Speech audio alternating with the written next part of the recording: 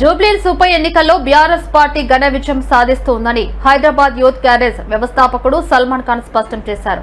జూబ్లీహిల్స్ లో కాంగ్రెస్ పార్టీని ఓడించి తీరుతానని ఆయన స్పష్టం చేశారు. తెలంగాణ భవన్ లో వర్కింగ్ ప్రెసిడెంట్ కేటీ రామారావు సమక్షంలో బీఆర్ఎస్ లో చేరారు. సల్మాన్ ఖాన్ తో మా ప్రతినిధి ఆసిఫ్ ఫేస్ టు ఫేస్. क्रितम बीआरएस पार्टी में चेहरा सलमान भाई आप बीआरएस पार्टी में मेन जॉइन होने के लिए रीज़न क्या है? देखिए, मैं सबको यही बता रहा हूँ कि हमारा जो रीज़न है, मेन जो मुसलमानों को सताया गया और मुसलमानों की आवाज़ को हर दिन जुबली हिल्स में दबाया गया और वहाँ पर कोई चेहरा नहीं था मिनॉरिटीज़ का जुबली हिल्स में, और हम वहाँ पर आए एक मकसद से ग्रेवयार्ड का, जो कि 15 ईयर्स से हमको ग्रेवयार्ड नहीं दिए। जब हम आकर वहाँ पर आवाज़ उठाए तो ये एक नेशनल इशू बन गया, क्योंकि 15 ईयर्स से तो बस इशू था मगर एड्रेस नहीं हो सक रहा था। तो हम इसको एड्रेस करें, एड्रेस करने के बाद ये नेशनल इशू बन गया, और नेशनल इशू बनने के बाद ये सबको मालूम हुआ कि मुसलमानों की एक तकलीफ़ है, मिनॉरिटीज़ की एक तकलीफ़ है।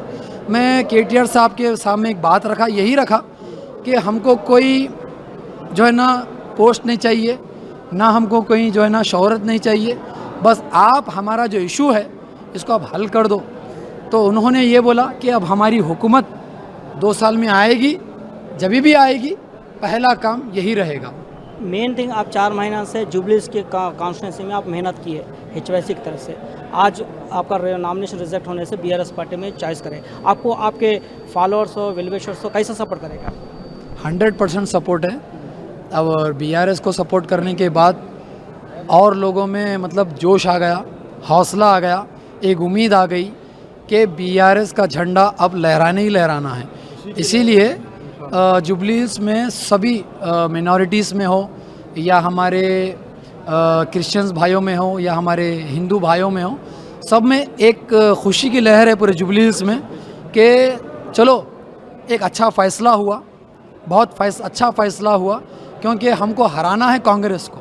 इसीलिए हराना है क्योंकि कांग्रेस ने सभी को धोखा दिया, चाहे वो हिंदू, मुसलमान, सिख, ईसाई, सबको इसलिए धोखा दिया।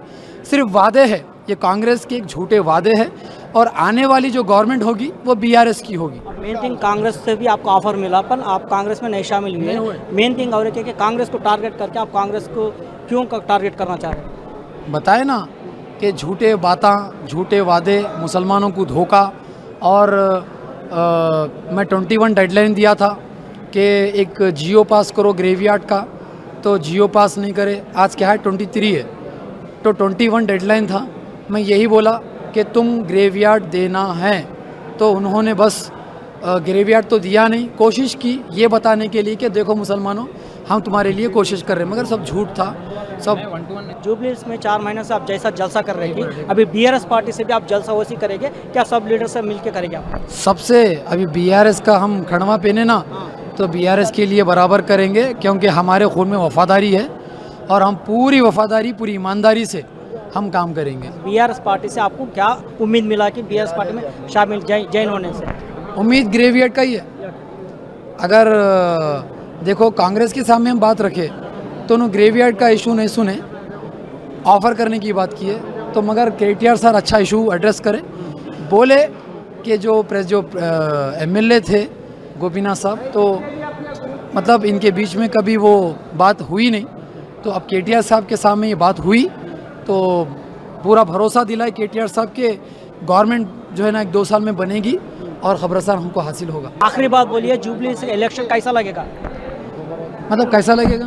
अब कंपटीशन चल रहा है कांग्रेस बीआरएस, तो कैसा होगा बीआरएस का पोजीशन? विन है ना बीआरएस, अभी क्या है, हाँ विन है 100%। कांग्रेस का कोई मुकाबला नहीं है अब, क्योंकि हम आ गए ना, कोई मुकाबला नहीं है अब। और एक लास्ट बोलिए, मुसलमानों के लिए इससे पहले कांग्रेस एमआईएम पार्टी भी कांग्रेस को मदद करो बोल रहे, आप क्या है कि बीआरएस में शामिल हुए, माइनॉरिटीज़ का मदद किसको रहेगा? सबको मालूम है, आवाम को। अब इसमें बोलने का क्या है, आवाम जानती, आवाम फैसला करने वाली है। मेहनत करना हमारा काम है, और उम्मीद है कि आवाम बहुत ज़बरदस्त फैसला लेने वाली है। ఇది సల్మాన్ చెప్తున్నారు, జూబ్లీహిల్స్ ఎన్నికలు ఖచ్చితంగా బీఆర్ఎస్ పార్టీ గెలుస్తుంది, బీఆర్ఎస్ పార్టీ ఖచ్చితంగా విజయం సాధిస్తుంది, కాంగ్రెస్ పార్టీకి తగిన రీతిలో గుణపాఠం చెప్తామని చెప్తున్నారు. కెమెరామ్యాన్ మణికంఠతో ఆసిఫ్, జెట్ న్యూస్, హైదరాబాద్.